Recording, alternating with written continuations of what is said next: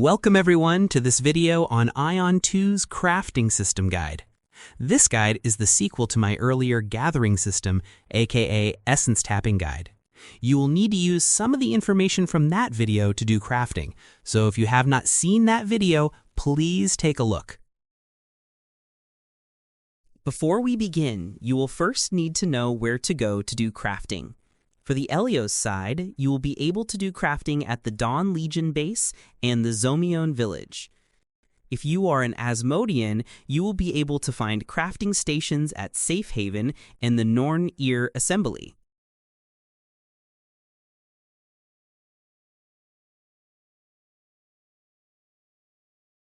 Next, we will look at the various crafting skills. We have 5 different categories, namely the blacksmithing, which creates melee weapons, the armorsmithing, which creates armors in general, the handicrafting, which creates bows, staves, and accessories, the alchemy, which creates potions, scrolls, and magic weapons, and lastly cooking, which basically produces buff consumables.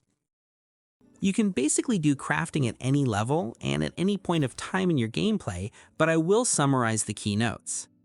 First, most crafts require materials that you need to purchase from the crafting vendor, so that means you need to have a sufficient amount of money to begin your crafting journey.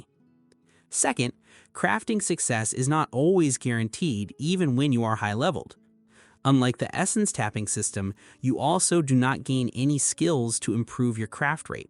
So it is really purely RNG based.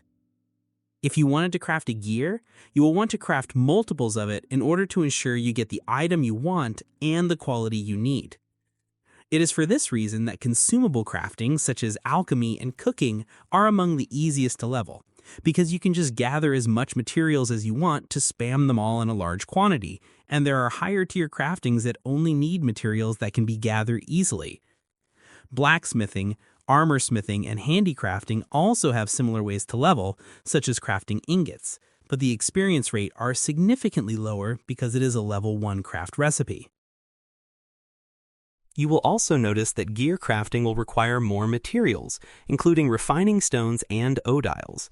This means you will need to grind monsters to get these materials in order to process more crafting. Armorsmithing also needs leathers as an extra material, so you will really need to grind a lot. The main benefit of crafting gears is that they all come with either PvE damage bonus or PvE damage reduction stats. So if you intend to focus a lot on PvE, it is one of the ways to get to a high gear score for PvE.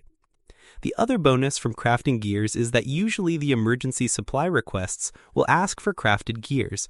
If you fulfill these requests, you can usually get a lot of Abyss points, which, in turn, can either be used to get Theostones, which are Aion 2's version of Godstones, or you can get Divanian crystals for Asvel's Divanian board, or lastly, to trade in for PvP gears or a nice set of wings.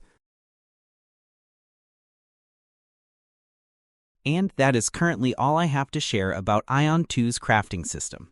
If you find this guide helpful, please kindly like, share, and subscribe to the channel, and I will see you again on the next one.